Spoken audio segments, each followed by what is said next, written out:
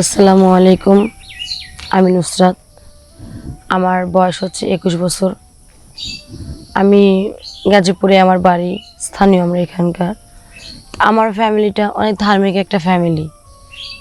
5 ওয়াক্ত নামাজ পড়ে সবাই, এবং কি আমিও 5 ওয়াক্ত নামাজ পড়তাম আগে। সবসময় আল্লাহর ইবাদত করতাম, ইবাদত করতে ব্যস্ত থাকতাম। তো ফ্যামিলিগত পারিবারিকভাবে আমার বাবা মা আমাকে বিয়ে ঠিক করে। তো আমার হাজব্যান্ড ছিল প্রবাসী।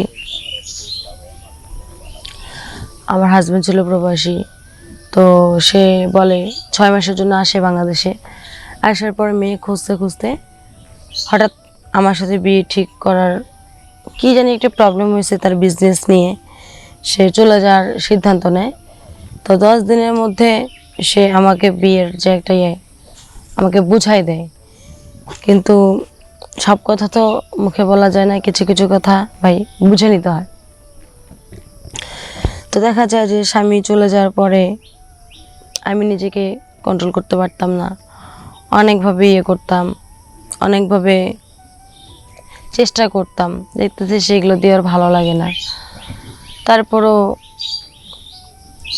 অনেক কষ্ট হইতো থাকতে। স্বামীকেও তো আর বুঝাইতে পারতাম না, স্বামী তো প্রবাসী। সংসারের হাল ধরতে গেলে অবশ্যই টাকা ইনকাম করতে হবে। এই আর কিভাবে আমার জীবনযাপন চলতে থাকে। কষ্ট হইলেও কষ্টটাকে মানাইনি, কি করব। তো এরকম কিছু কিছু আমার জীবনে ঘটে যাওয়া ঘটনার মতো হয়তোবা অনেকের জীবনে ঘটছে। অনেকের হাজব্যান্ড বিদেশে চলে গেছে বা প্রবাসে থাকে, সেই অনুযায়ী আপনারা কি করেন যে হাজব্যান্ড চলে গেছে, আমি আমার মতন চলি, আমি আমার মতন পরকীয়া করি। এটা করাটা ঠিক না, এটা ইসলামে জায়েজ না।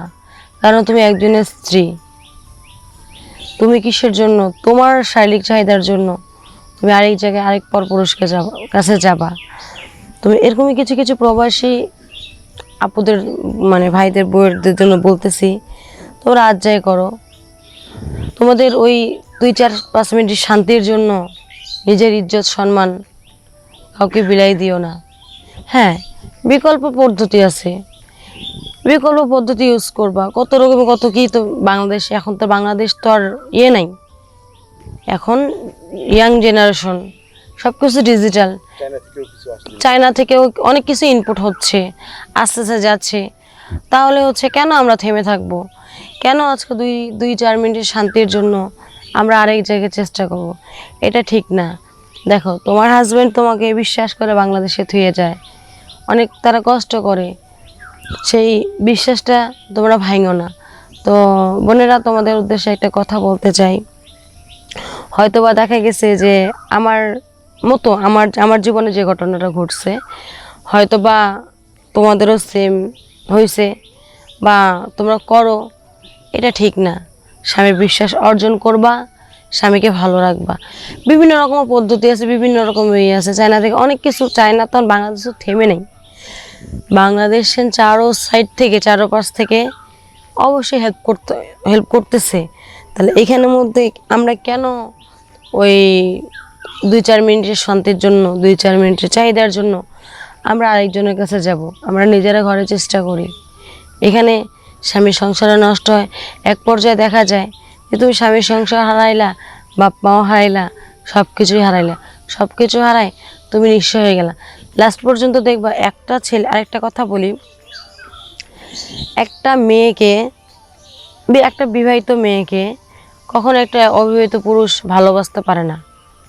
যখন শুনবে যে তুমি বিবাহিত, তোমার হাজব্যান্ড প্রবাসে থাকে, তখন তুমি মাথায় রাখবা, তখন তুমি বুঝতে পারবা যে সে তোমাকে না, তোমার দেহকে এবং কি তোমার টাকাকে ভালোবাসে। বুঝছো? তো এইটা যেন কারো জীবনে এরকম যেন না হয়, তোমরা সতর্ক হও। আসসালামু আলাইকুম, ধন্যবাদ।